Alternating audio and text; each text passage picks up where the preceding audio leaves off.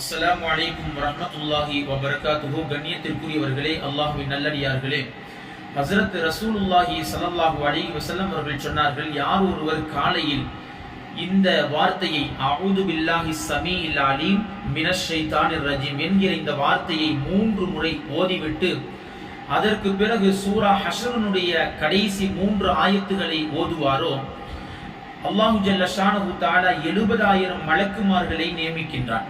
அந்த 70,000 மலக்குமார்கள் அந்த மனிதரின் மீது அன்று மாலை வரை ரஹ்மத்தை பொழிந்து கொண்டே இருப்பார்கள்.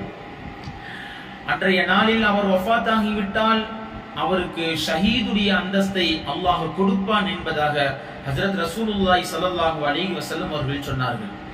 இதே போல யார் ஒருவர் மாலை நேரத்திலே இந்த வார்த்தையை சொல்லுவாரோ, அஊது பில்லாஹி ஸமீஇல் அலீம் மினஷ் ஷைத்தானிர் ரஜீம் என்கிற இந்த வார்த்தையை 3 முறை ஓதிவிட்டு பிறகு சூரா ஹஷ்ருனுடைய கடைசி 3 ஆயத்துகளை ஓதுவாரோ மாலை நேரத்திலே, அந்த 70,000 மலக்குமார்கள் அடுத்த நாள் சுபுஹ்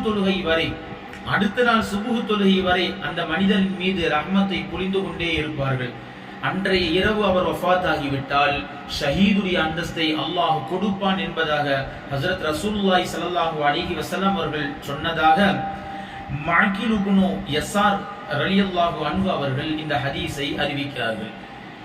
அன்பிற்குரியவர்களே, எவ்வளவு பெரிய பாக்கியம் ஷஹீதுடைய அந்தஸ்து என்பது! ஒரு சிறிய வார்த்தை தான் மிகப்பெரிய ஒரு அந்தஸ்தை நமக்கு ஈட்டித் தருகிறது.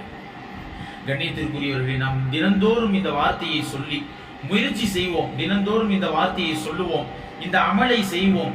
இந்த அமலை செய்து ஷஹீதுகளுடைய அந்த அந்தஸ்தை பெற்ற நன்மக்களாக அல்லாஹ் நம் அனைவர்களையும் ஆக்கி அருள் புரிவானாக. ஆமீன். அஸ்ஸலாமு அலைக்கும் வரஹ்மத்துல்லாஹி வபரகாத்துஹு.